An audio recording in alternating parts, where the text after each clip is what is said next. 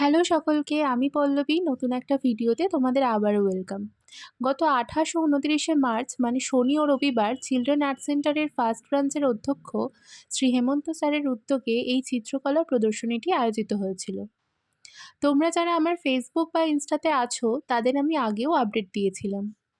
এখানে যে সমস্ত ড্রয়িং অর ক্রাফট তোমরা দেখছো তার সবই এখানকার ছাত্রছাত্রীদের করা। এখানে প্রায় ৭০০ থেকে ৮০০টা কাজ আছে।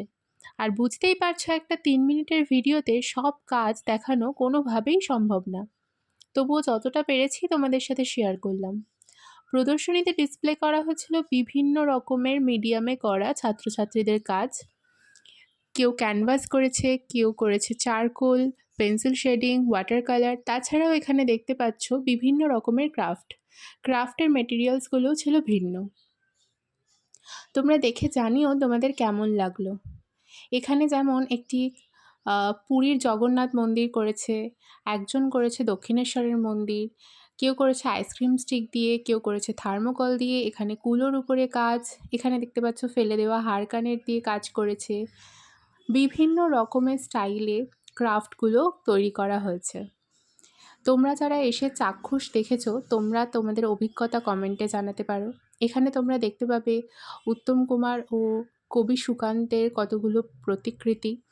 এগুলো তাদের শ্রদ্ধাঞ্জলি অর্পণের জন্য ওদের সাবজেক্ট দেওয়া হয়েছিল বাচ্চাদের।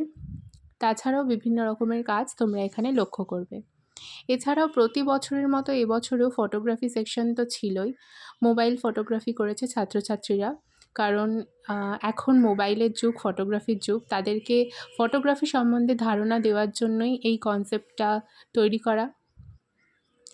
দেখে জানিও তোমাদের কেমন লাগলো পুরো ভিডিওটা, সাথে আমাদের ছাত্রছাত্রীদের কাজ তোমাদের কেমন লাগলো। এখানে ভর্তি চলছে। তোমরা যারা এখানে ভর্তি হতে ইচ্ছুক তারা অবশ্যই যোগাযোগ করতে পারো। আমি ডেসক্রিপশানে নাম্বার দিয়ে দেবো যোগাযোগের। আর ঠিকানাটা হলো সোনামুখী দাসপাড়া, যেটা শর্ষুনাতে পড়ছে।